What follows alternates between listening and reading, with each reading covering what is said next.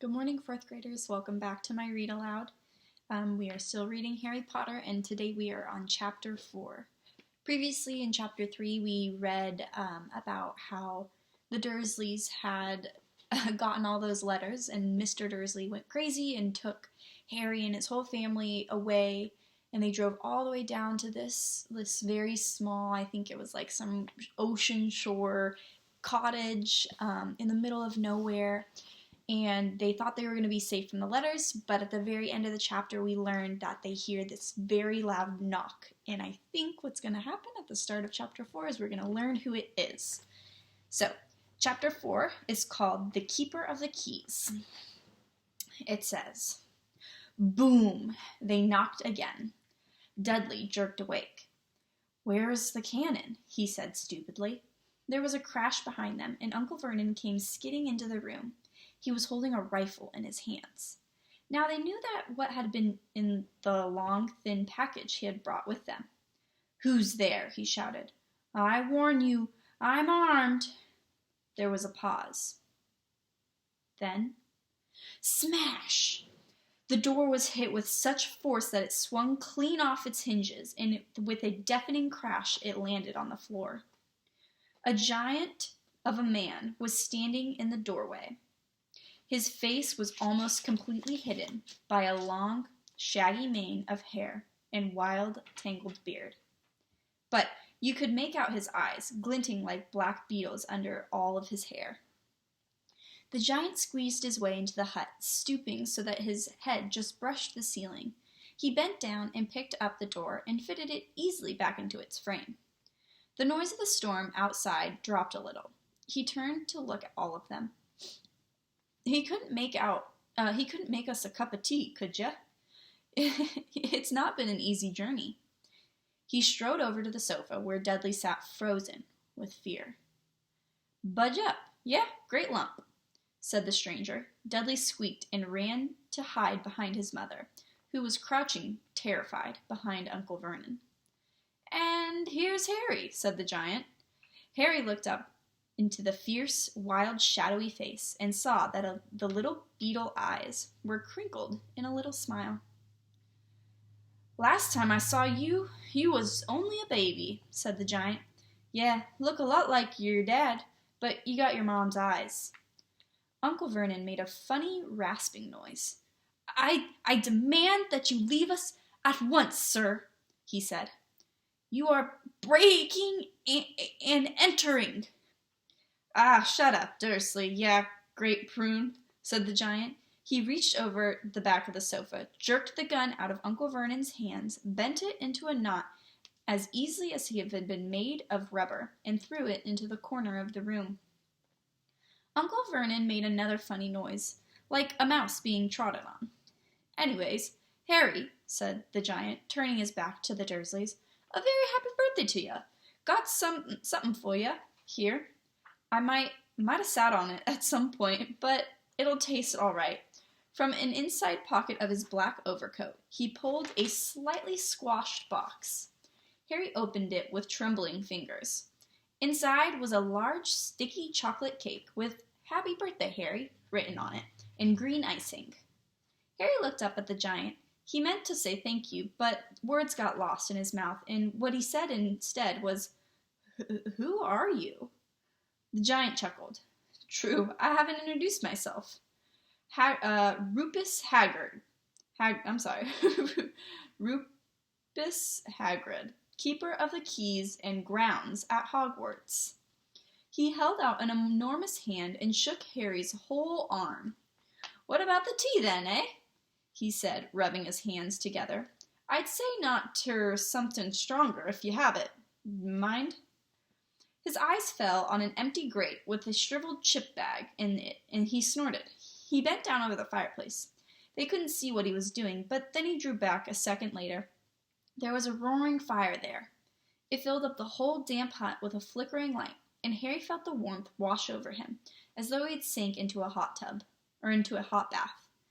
The giant sat back down on the sofa, which sagged under his weight, and began taking all sorts of things out of his pockets. A copper kettle, a squashy package of sausages, a poker, a teapot, several chipped mugs, and a bottle of some amber liquid that he took a swig from before starting to make the tea. Soon the hut was filled with sound and smell of sizzling sausage. Nobody said a thing while the giant was working, but as he slid the first 6 fat, juicy, slightly burnt sausages from the poker, Dudley fidgeted a little. Uncle Vernon said sharply, "Don't touch anything he gives you, Dudley." The giant chuckled darkly. "Your great puddin' of a son don't you need fattening any more, Dursley, don't worry." He passed the sausage to Harry, who was so hungry that he'd never tasted anything so wonderful. But he still couldn't take his eyes off the giant. Finally, as nobody seemed about to explain anything, he said, "I'm sorry, but I still don't really know who you are." The giant took a gulp of tea and wiped his mouth with the back of his hand. "Call me Hagrid," he said. "Everyone does. And like I told you, I'm keeper of keys at Hogwarts. Yeah, y'all know me all about Hogwarts, of course." No," Harry said. Hagrid looked shocked. "Sorry," Harry said quickly. "Sorry?" barked Hagrid, turning to stare at the Dursleys, who shrank back into the shadows. It's them who should be sorry. I knew they weren't getting your letters, but I never thought you wouldn't even know about Hogwarts, for crying out loud. Did you never wonder where your parents learned it all?" "All what?" asked Harry. "All what?" Hagrid thundered.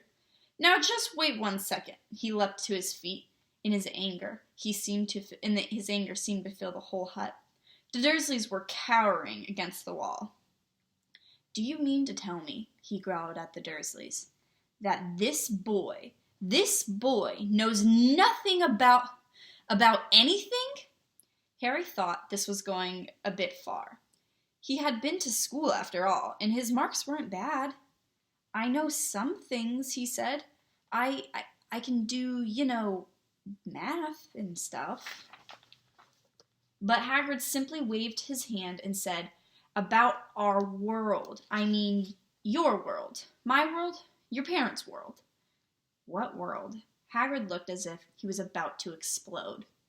"Dursleys!" he boomed. Uncle Vernon, who had gone very pale, whispered something that sounded like "Mimble Wimble." Hagrid stared wildly at Harry.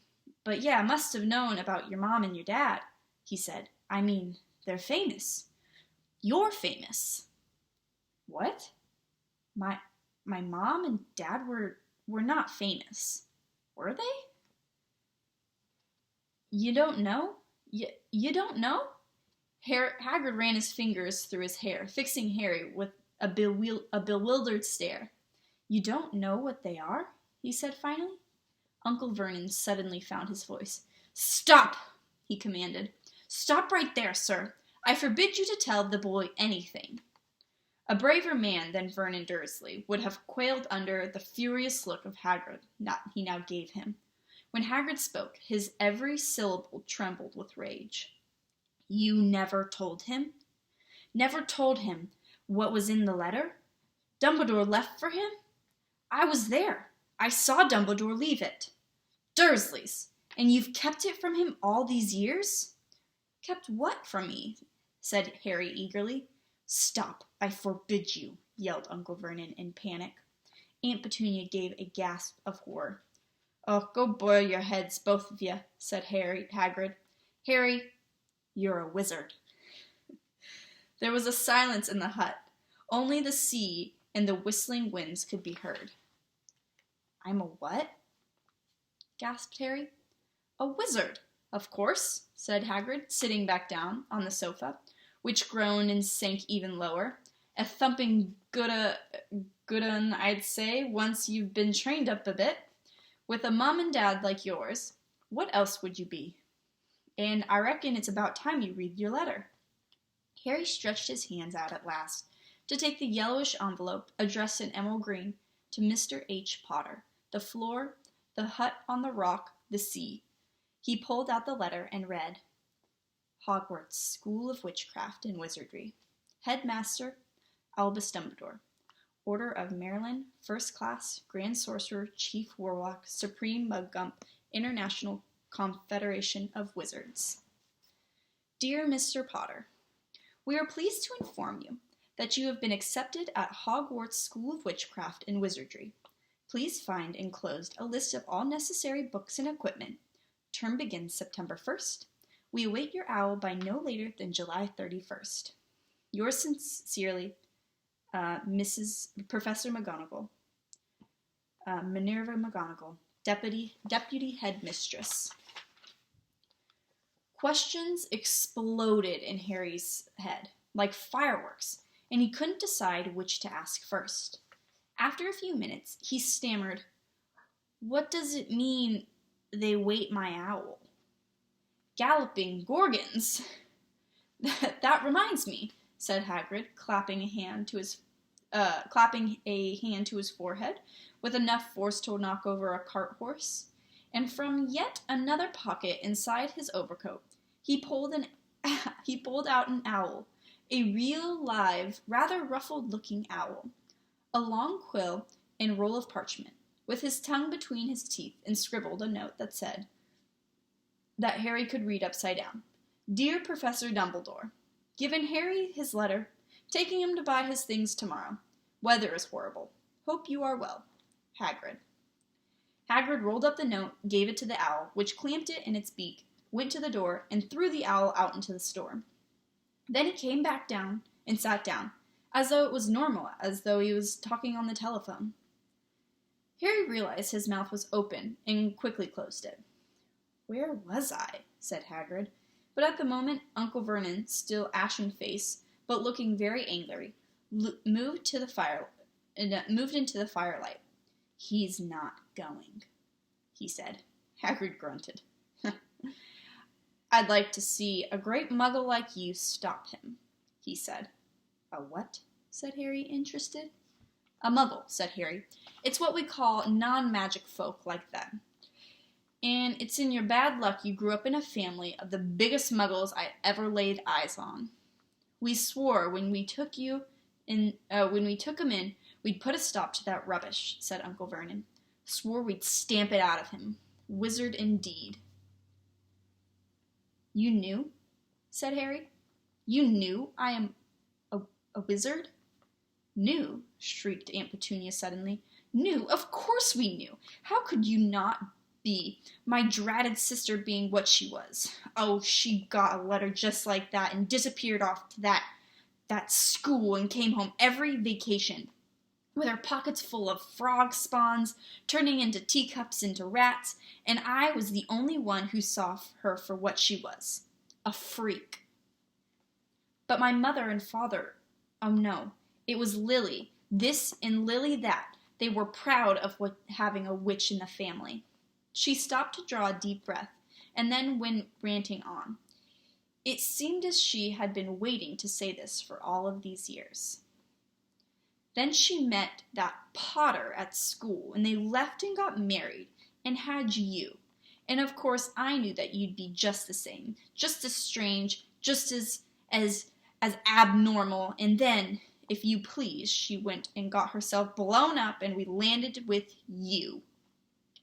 Harry had gone very white. As soon as he found his voice, he said, "Blown up? You told me they died in a car crash." "Car crash?" roared Hagrid, jumping up so angrily that the Dursleys scudded back into their corner. "How could a car crash kill Lily and James Potter? It's an outrage, a scandal. Harry Potter not knowing his own story when every kid in the world knows his name." "But why? What happened?" Harry asked urgently. The anger faded from Hagrid's face, and he looked suddenly anxious. "I never expected this," he said in a low, worried voice. "I had no idea, when Dumbledore told me there might be trouble getting hold of you. How much you didn't know? Harry, I don't know if I'm the right person to tell you, but someone's gotta. You can't go off to Hogwarts not knowing." He threw a dirty look at the Dursleys. "Well, it's best you know as much as I can tell you. Mind, I can't tell you everything. It's a great mystery, parts of it."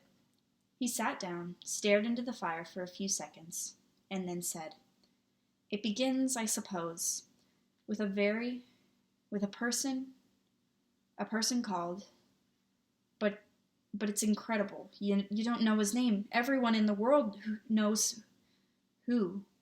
Well, I don't like saying the name if you can't help it. No one does. Why not? Gulp and gargoyles, Harry. People are still scared. Blimey, this is difficult. See, there was this wizard who went bad. As bad as you could go. Worse. Worse than worse. His name was... Hagrid gulped, but no words came out. Could you write it down? Harry suggested. Nah, I can't spell. All right. Voldemort. Hagrid shuddered. Don't make me say it again. Anyways, this wizard, about 20 years ago from now, started looking for followers. Got 'em too. Some were afraid. Some just wanted a bit of power, because he wasn't getting power himself, all right? Dark days, Harry. Didn't know whether to know who to trust. Didn't dare to get friendly with a strange wizard or witches. Terrible things happened. He was taken over. Of course, someone stood up to him, and he killed them. Horribly. One of the only safe places left was Hogwarts. Reckon Dumbledore's the only one you know who was afraid of. Didn't dare try talking to the school, not just them anyways. Now, your mom and dad were as good a witch and wizard as I ever knew. Head boy and girl at Hogwarts in their days. Suppose the mystery is why you know who never tried to get them on his side before. Probably knew that they were too close to Dumbledore to ever want anything to do with the dark side. Maybe he thought he could persuade them. Maybe he just wanted them out of the way. All anyone knows is he turned up in the village where you was all living on Halloween 10 years ago. You was just 1 year old, and he came into your house and Hagrid suddenly pulled out a very dirty spotted handkerchief and blew his nose with a sound like a foghorn.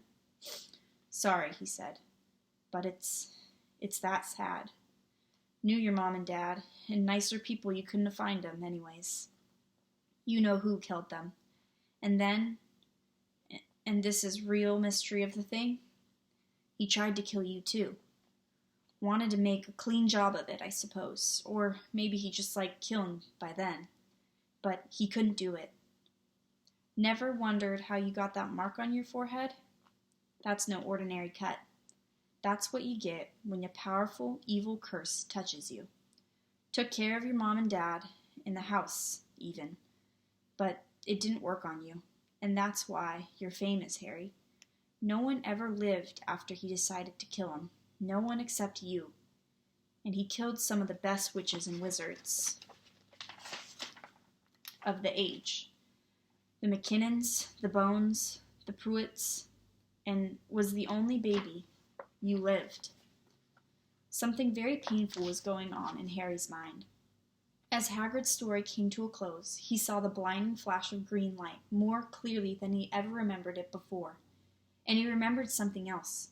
For the first time in his life, a high, cold, cruel laugh. Hagrid was watching him sadly. Took you from the ruin of the house myself, on Dumbledore's orders, brought you to this lot. Load of tosh, said Uncle Vernon. Harry jumped, and he had almost forgotten that the Dursleys were there. Uncle Vernon certainly seemed to have gotten back his courage. He was glaring at Hagrid, and his fists were clenched. Now you listen here, boy, he snarled. I accept there's something strange about you. Probably nothing a good beating wouldn't have cured. And as for all this about your parents, well, they were weirdos, no denying it, and the world's better off without them, in my opinion. As for all they got, getting mixed up with these wizard types, just what I expected. Always knew they'd come to a sticky end. But at that moment, Hagrid leapt from the sofa and drew a battered pink umbrella from inside of his coat, pointed this at Uncle Vernon like a sword, and said, I'm warning you, Dursleys. I'm warning you. One more word, In danger of being spread on the end of the umbrella by a bearded giant, Uncle Vernon's courage failed again. He flattened himself against the wall and fell silent. "That's better," said Hagrid, breathing heavily and sitting back down on the sofa, which this time sagged right down to the floor. Harry, meanwhile, still had questions to ask, hundreds of them. But what happened to you know who? Good question. He disappeared. Vanished. Same night that he tried to kill you. Makes you even more famous. That's the biggest mystery. See? We've been getting more and more powerful. Why did he go? Some say that he died. Codswallop, in my opinion. Don't know if he had enough human left in him to die. Some say he's still out there. Biding his time, but you don't believe it. People who was on his side came back out to ours. Some of them came out a kind of trance. Don't reckon they could have done if he had come back. Most of us reckon he's still out there, somewhere, but lost his powers, too weak to carry on. 'Cause something about you finished him, Harry. There was something going on that night he hadn't counted on. I don't know what it was. No one does. But something about you stumped him, all right? Hagrid looked at Harry with warmth and respect blazing in his eyes. But Harry, instead of feeling pleased and proud, felt quite sure there had been a horrible mistake. A wizard? Him? How could he possibly be? He spent his life being clouded by Dudley and bullied by Aunt Petunia and Uncle Vernon. If he really was a wizard, why hadn't they been turned into warty toads every time they tried to lock him in his cupboard? If he had once defeated the greatest sorcerers in the world, how come Dudley had always been able to kick him around like a football? Hagrid, he said quietly, I think you must have made a mistake. I don't think I can be a wizard. To his surprise, Hagrid chuckled. Not a wizard, eh? Never made things happen when you were scared or angry? Harry looked into the fire. Now he came to think about it. Every odd thing that ever made his aunt and uncle furious with him had happened when he, Harry, had been upset or angry. Chased by Dudley's gang, how he somehow found himself out of their reach. Dreading going to school with that ridiculous haircut, he managed to make it grow back. And the very last time Dudley had hit him, he hadn't gotten his revenge without even realizing what he was doing. Hadn't he set a boa constrictor on him? Harry looked back at Hagrid, smiling, and saw that Hagrid was positively beaming at him. See, said Hagrid, Harry Potter, not a wizard, you wait. You'll be famous right at Hogwarts. But Uncle Vernon wasn't going to give it in without a fight. Haven't I told you he's not going, he hissed. He's going to Stonewall High, and he'll be grateful for it. I've read those letters, and he'll need all sorts of rubbish, spellbooks and wands, and if he wants to go, a great muggle like you won't stop him. Growled Hagrid. Stop Lily and James Potter's son going to Hogwarts? You're mad. His name's been down ever since he was born. He's off to the finest school of witchcraft and wizardry. He's off to the finest school of witchcraft and wizardry in the world. 7 years there, and he won't know himself. He'll be the youngest of his own sort. For a change, he'll be under the greatest headmaster Hogwarts has ever had, Albus Dumbledore. I'm not paying for some crackpot old fool to teach him magic tricks, yelled Uncle Vernon. But he had finally gone too far. Hagrid seized his umbrella and whirled it above his head. Never, he thundered, insult Albus Dumbledore in front of me. He brought the umbrella whooshing down through the air to point at Dudley. There was a flash of violet light, a sound like a firecracker, a sharp squeal, and the next second Dudley was dancing on the spot with his hands clasped over his fat bottom. howling in pain. When he turned his back on them, Harry saw a curly pig's tail poking through a hole in his trousers. Uncle Vernon roared, pulling Aunt Petunia and Dudley into the other room. He cast one last terrified look at Hagrid and slammed the door behind them. Hagrid looked down at his umbrella and stroked his beard. "Shouldn't have lost my temper," he said. "But it didn't work anyways. Meant to turn him into a pig, but I suppose he's much like a pig anyways. There wasn't much left to do." He cast a sideways look at Harry under his bushy eyebrows. "Be grateful if you didn't mention that to anyone at Hogwarts," he said. "I'm not supposed to do magic, strictly speaking stuff. One of the reasons I was so keen to take the job." "Why aren't you supposed to do magic?" asked Harry. "Oh, well, I was at Hogwarts myself, but I got expelled. To tell you the truth, in my 3rd year, they snapped my wand in half and everything, but Dumbledore let me stay on as a gamekeeper. Great man, Dumbledore." "Why were you expelled?" It's getting late. We've got lots to do tomorrow," said Hagrid loudly. "Gotta get up to town. Get all your books and that," he said. He took off his thick black coat and threw it to Harry. You can keep under that," he said. "Don't mind if it wriggles a bit. I think I still got a couple dormice in one of the pockets." And that is the end of chapter 4. I think I have 2 questions for you. My first question is, let me make sure what it is. What is Hagrid's official name at Hogwarts? So his full official name. And then who was the letter addressed to that Hagrid wrote and sent off with the owl? So those are the 2 questions. If you answer them both correctly, you will get 4 points, 2 for each question you ask. All right, 4th graders, I will see you tomorrow with chapter 5 called Diagon Alley. All right, bye, 4th graders.